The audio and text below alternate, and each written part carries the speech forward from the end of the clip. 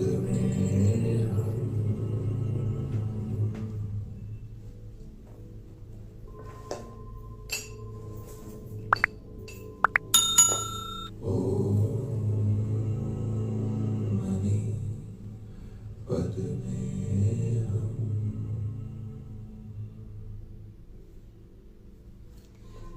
everybody, and welcome to part one of How to Awaken Your Mind series. Over the coming weeks we'll be going deeper and deeper into how we can awaken our mind. Today we're going to start off simply by looking at boundaries and how important it is to set boundaries and what sort of boundaries we should be setting ourselves. A little bit about the awakening your mind. What we're talking about here is how we can free our mind from the suffering of mental, emotional and psychological suffering. How can we free ourselves so we're able to think and see things clearly? At the moment we have a conditioned mind, conditioned by society, by parents, by friends and by school and by religions. So our mind is conditioned. So when it's conditioned, whatever we see through that conditioning. So that's why you can have a tree and there are three people looking at the tree, and each of the three people will see that tree differently, and they'll see that through their perspective. So what we're trying to do is break down this conditioning of our mind to be able to understand how we can let that conditioning go. Look at the concepts that are outdated that we need to let go of. Look at the concepts that maybe we need to start to adapt. So that's what this series is going to be about, but we're going to go through step by step each week, getting a little bit closer to how we can awaken and work on the mind. So today we're going to look at the setting boundaries for ourselves. So why is that important? Well, you know, when we're children, then boundaries are set for us and we're told we can't do this, you can't do that, by your parents, by society and school. And of course it keeps us in check, and you know, children will push those boundaries just to see how far they can go, but at least they're there so they know we can go up to this point. When we get older in life, we drop those boundaries, or we think that we no longer need boundaries, and this is actually wrong. Because again, in our life, particularly now when we're busy and you know, lots of things are online, and you know, we have these smartphones, we're connected 24/7, we need to be setting ourselves boundaries, and particularly when we're on a spiritual path, which is what awakening your mind is all about, being on the spiritual path. How do we stay on that path, and what does it look like to be on that path? So we're going to look at 5 different key parts of boundaries, but I want you to think, after this session is over, to think about exactly what boundaries do you want to set yourself, because everybody's boundaries are going to be different. I'm just going to give you 5 key boundaries that you can look at and work with, and then explore your own boundaries. We all have an idea about who we want to be. We have an idea about you know, what's the best possible person we can be. So we need to have these boundaries to make sure that we stay within those guidelines of trying to be this best possible person. So the first of the boundaries I want to look at is boundaries where we're not going to harm other people. So it's really ahimsa. So now the word ahimsa means non-violence, but it doesn't mean that I don't do violence. It means I don't even have the thought to do violence. So if we can get ourselves into a position where we don't even think about being violent, where the thought of hurting somebody else, not just a person, but hurting, you know, trees and plants and animals and the planet, the climate. If we don't even have that thought coming into our head, then that would be ahimsa. So that's far off, but it's something for us to aim towards. So what I'm talking about here is just having the idea that when we harm somebody, it not just causes problems for them, it also causes problems for us.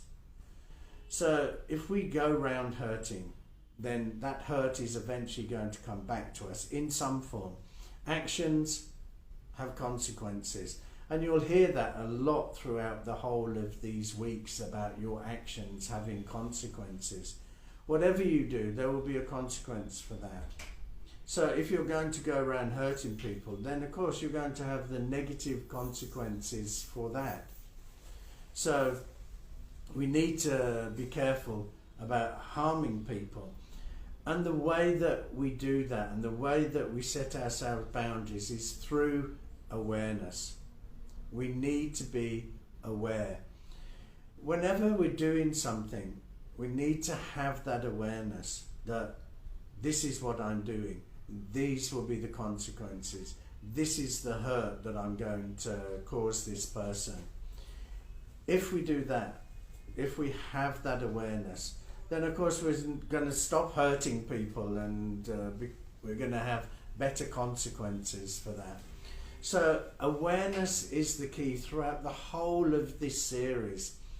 You'll hear me keep saying awareness, awareness, awareness, because that is going to be the key. When we're aware of our actions, then we have choices. If we're not even aware of our actions, then of course we have no choice. It means that we're working from our subconscious mind. We're working from old habits and old patterns.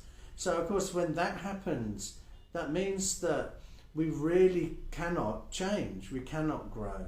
So when we have awareness, it means we know exactly what is happening right now, what my thought process is, what my emotions are, what my body is trying to tell me, what is happening in the immediate environment.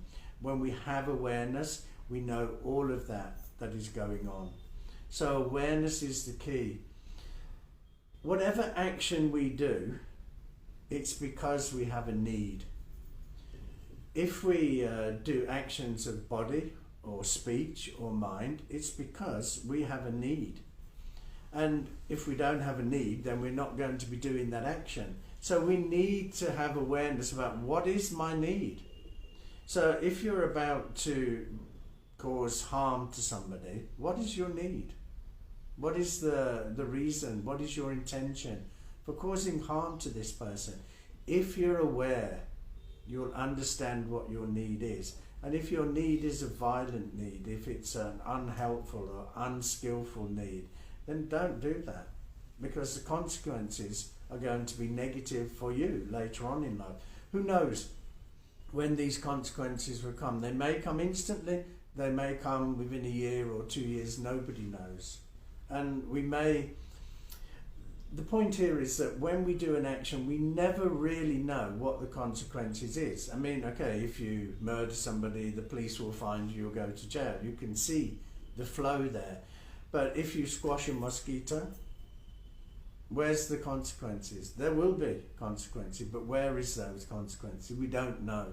So that's why we need to have the awareness that whatever actions we are going to do, there are going to be consequences. So we need to ensure that when we have this awareness, we know what is my need, what is the need that is not being met, that causes me to try to harm this person.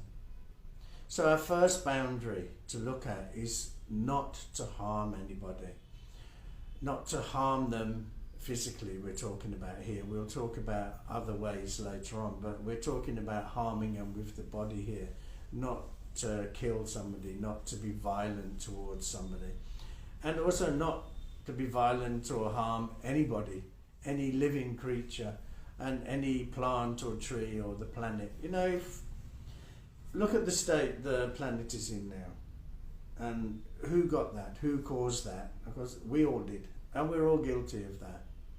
So, and if you look, what was the need? You know, my need was to go on holiday and fly the other side of the world and pollute the planet, but my need was I wanted to go on holiday. If you had an awareness, then maybe you'd come closer to home, or maybe you'd stop within your own country, and you wouldn't pollute. So this is what I'm talking about when I'm saying the awareness of our needs. So our first boundary is that we're going to try to set, or you should try to set when you start try to awaken your mind, is that you're not going to harm somebody. How does that awaken your mind? It's because you're not going to cause any negative consequences. You're not going to, find yourself in trouble with the law or with other people because you're not doing anything to harm them. So when we're not harming and when we're helping, then of course the mind will slowly start to open. The whole key here is to open that mind, because once that mind is free from all of that suffering that we put on ourselves and other people put onto us, once we free ourselves from that suffering, we leave a mind that is purely open, that's hugely open. And once that mind is open, then we can do whatever we like. There are no real limits to that. So the first boundary we need to look at is not being violent. Another boundary that we need to look at when we're on this spiritual path to awaken in our mind is to not take what hasn't been given. In other words, not take other people's property if it hasn't been handed to you. You see, many people when they go into an office, there might be notepads, there might be pens and pencils and that, and they just take them home. And nobody thinks, oh, that's stealing, because it's only a pen. But it isn't yours, and it wasn't given to you. So really, it is stealing. I know many years ago I used to run a hotel, and people would take milk and bread and eggs because they thought, that's okay, because it's only bread, or it's only milk, or it's only eggs, and if I left them here, maybe they would go off, so I'll take them home. Nobody gave them to them, so it's stealing. So we need to watch our mindset here again and have awareness that if it hasn't been given to you, if something hasn't been given to you, then it means it isn't yours. I mean, by all means, go and ask if I can take it, that's fine, but don't take things that haven't been given. Again, we're back to consequences. So need, maybe your need is that you need milk and bread and the shops are closed and you can't get them, but then ask for them. Ask, or then pay for them there. But don't just take them, because those actions are going to have consequences again. So taking what hasn't been given or stealing again is going to bring negative consequences. So keep your awareness on what are you picking up, what are you taking away with you that hasn't been given. Again, it's about awareness. It's about being aware of what are my actions and what are the consequences of those actions. The next one that we should be looking at here is our speech, or probably a better way to look at it is communication. Because these days a lot of communication isn't about speech, it's about online. And we all know about people the trolls and the people who write terrible comments. So here we're looking at communication. How do we communicate? So again, the key to good communication is firstly awareness. Being aware of your needs, being aware of the other person's needs, but being aware that this is a conversation that's going on. Being aware that I'm listening to that conversation. And I mean really listening. When we listen with curiosity. Because we need to be curious about what the other person is talking about. If we're not curious about what they're trying to tell us, we're not going to listen, we're going to switch off. So first bring awareness to your communication, then bring curiosity, and then bring care. Care about what the other person is saying. If you don't care, you won't listen.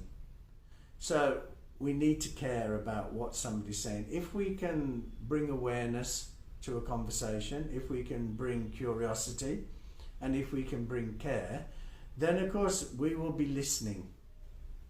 So, and listening isn't just about the words that we hear. I mean, listening has a lot of different aspects to it. What are the eyes telling you? What are the facial expressions telling you? What is the tone telling you? People could be telling you, yeah, I'm really fine, and their tone is telling you, no, I'm not. So when we have an awareness about communication, we would notice that. We would notice that, okay, your words and your tone are not matching here. Or maybe your body language, your facial expressions and the words you're using are not matching here. Again, we can only pinpoint that when we have awareness. So when we start any conversation, we need to be aware. We need to be aware that I'm here, this person is there, and I'm listening fully to them. And listen fully to them. And then when they're finished saying what they're going to say, then you can talk. Then you can reply. What we tend to do is, halfway through, oh yeah, I know what you're saying. And we now stop listening to them, and now we're just trying to think what I'm going to reply to them. Of course, we could miss the most key part of that whole conversation because we've switched off. So awareness again is key. And if you want proof about awareness being key, talk to somebody who's reading a book or reading a newspaper. Their ears are there, they can hear, and you're talking away, They are not listening because they're not aware.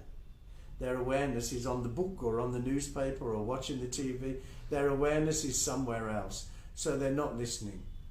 So that's your proof that when we're having a conversation, awareness is the key there, to really listen. And when we listen with curiosity, and we listen with care. We care about what this other person is trying to say to us. That's about talking. The same goes when we're writing online. So maybe somebody sends you a message, or somebody writes something on Twitter, and then other people start trolling you. You seriously need to have your awareness then, because if we don't, we will blindly react, we'll get angry, we'll post something back really quickly, and then later on when we have our awareness, we'll regret doing that. So awareness has to come before any of our actions, and particularly before any of our communication. So it's much better to, if you're going to read what these people are saying, then read it and go away and think about it, calm down and think about, do I need to respond to this? And if I need to respond to this, what is a good way? What is a caring way?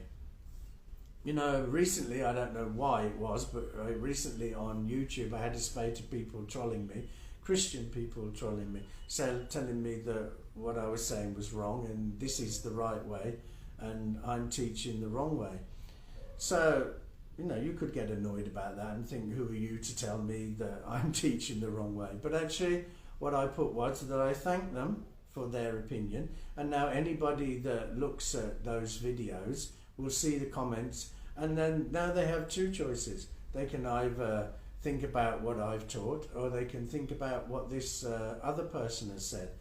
So I was nice to this person, and when you're nice to these people, of course they don't like that, and then they've gone. They love it if you attack them back. So just make sure that when you're doing any sort of communication, whether it's talking or whether it's writing something online, keep your awareness there about what are the consequences of what I'm writing, what are the consequences of what I'm saying. Because if you have that awareness, then it means that you're not going to say something to hurt or upset somebody. Our words, really, they need to be kind. They need to be helpful. There's no point in using unkind words, unhelpful words, unskillful words, words that are going to divide people. We've gone through quite 4 or 5 years in the world of leaders that have just divided people, and their language has been awful. Well, hopefully we're moving away from that phase now, but we need to keep in mind that words really do stay with you. Somebody may physically hurt you, and that pain will stay for some time. but words can stay with you for a long, long, long time. So just keep your awareness when you are communicating. Is this kind? Is it compassionate? Is it caring? Keep that in mind, and then your communication is going to help you to awaken your mind. The next one, the fourth one that I want to look at today, is sexual misconduct, how people hurt people with the sexual act. So this, we're talking about rape, underage sex, we're talking about people trafficking, and I think people trafficking is a huge thing that goes on that a lot of people don't either know about it, or it doesn't cross their path. But when we harm people with the sexual act, then again we're causing so much harm to them, but so much harm to ourselves as well. So again, awareness has to be, before we do anything like that, the awareness has to be there. Are these two people consenting? If you're both consenting, then fantastic. If one of them isn't, and it doesn't matter if you're married to that person or not, if they're not consenting, then it's not correct. So we need to keep our awareness on that. If you are trafficking people, using people to get money, then of course this is not correct, and you will have bad consequences from that, both you and the person you're trafficking. So we need to keep our awareness on that we are not harming somebody with the sexual act, and we need to make sure that that act is consensual. It really doesn't matter if it's between a man and a woman, two men or two women. If it's consensual, then it's fine. If both people want it and they're loving and caring about each other, then really who are we to say they should be doing it or shouldn't be doing this, as long as it's consensual. So we need to keep our awareness on that point as well. So the final one, boundaries that I want to talk about, is using illegal drugs and overuse of alcohol. Why I've kept this one to the last is because if you use illegal drugs and get high, or if you drink too much alcohol and you get drunk, this is when you're liable to break the other four boundaries: cause violence to people, hurt people with the sexual act, steal from people, or lie or cheat, or say bad things, bad communication to people. Those four are easily broken when you've lost control of your mind. So where illegal drugs are concerned, we should never take those drugs, because we've lost control. Once you lose control of your mind, then who knows what you're going to end up doing. You have totally lost your awareness. And remember what I've been saying all the way through, awareness is the key. Keeping your awareness on whatever is happening right at this moment as much as we can. When we're communicating, when we're dealing with people, keeping the awareness there. Once you get high on drugs, your awareness is totally gone. And with alcohol, so I'm not talking about having a glass of whiskey when you get home at night to relax, or having a glass of wine with your dinner. I mean, all those are fine, of course they are.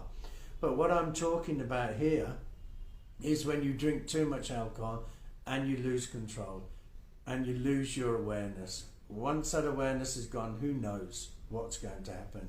And in the morning, when the awareness comes back and we find out exactly what we have done, then of course, we have to start building bridges again and apologizing. So we need to be really careful about alcohol intake and not to take illegal drugs, because once you have no awareness there at all, absolutely no awareness. So these are the 5 boundaries that I think are a good starting point on your spiritual path to awakening your mind. I'd like you to think about, what are your boundaries? What boundaries do you need to set? We're all different, and so we all have different things we need to overcome.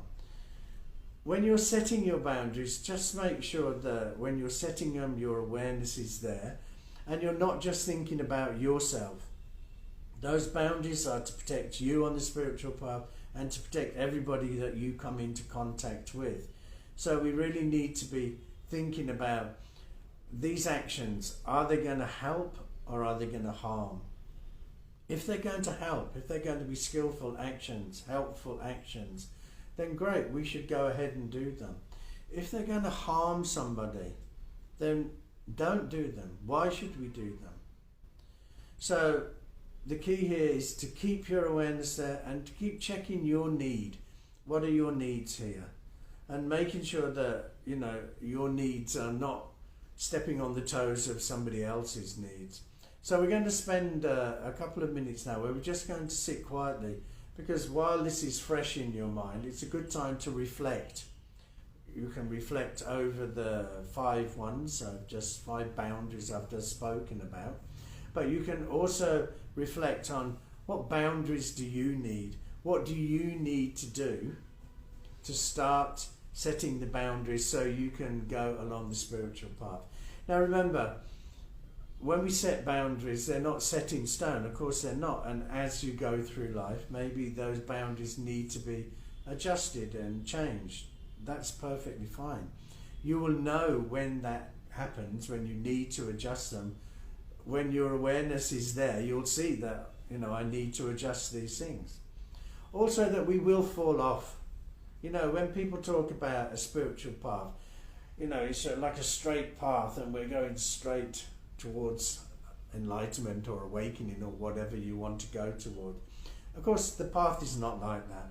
It's a meandering path. It's going here, it's going there. Sometimes we're on it, sometimes we fall off it, we get back on it.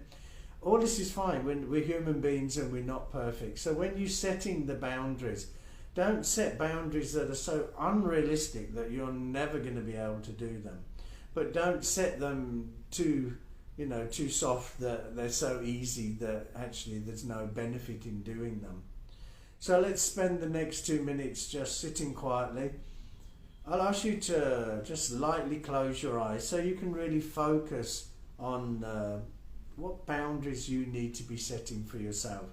Remember, these boundaries are to help you to make sure you're not going to harm yourself and harm anybody else, and you're going to start your spiritual path and start awakening your mind.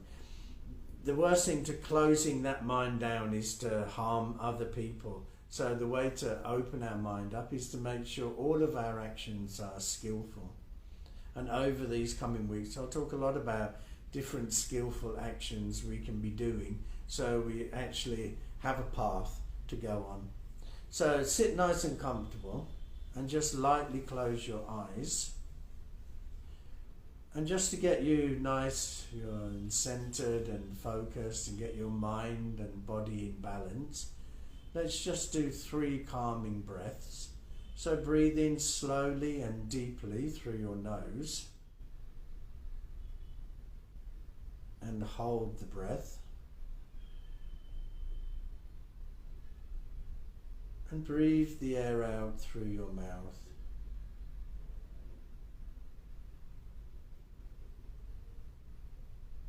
Breathe in and hold. And breathe out.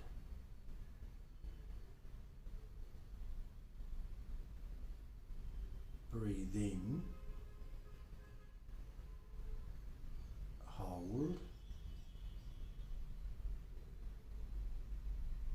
And breathe out. And now just breathe normally. Don't force the breath. Allow it to find its own natural rhythm. And just reflect back over the 5 boundaries I've spoken about. And think about what boundaries do you need to set for yourself.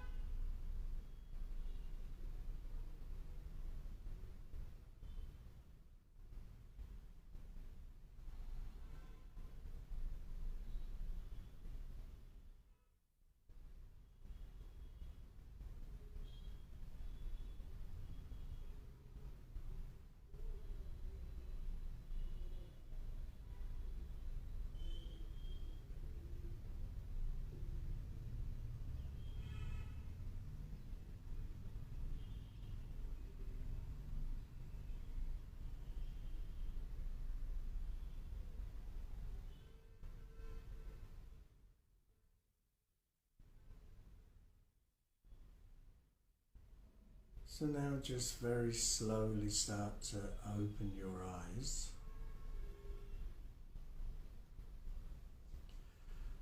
Of course, it's going to take a lot longer for you to really think about these boundaries, and maybe over the coming weeks and coming months it'll become more clear to you. But this is just giving you an idea of certain boundaries that we really need to keep, and have a look at your own boundaries and see what you need to do. So this is the end of part one of how to awaken your mind. Each week we'll go deeper and deeper into it, but the starting point here is trying to keep these boundaries. You know, even if you keep those 5 boundaries that I spoke about, if you can keep those, then most definitely you're not going to be causing harm to yourself and to others. And in that case, then, you know, your awareness is going to be here, the mind is going to relax and open up. So thank you so much for joining us in this first part. I'll see you in part 2. So thank you and namaste.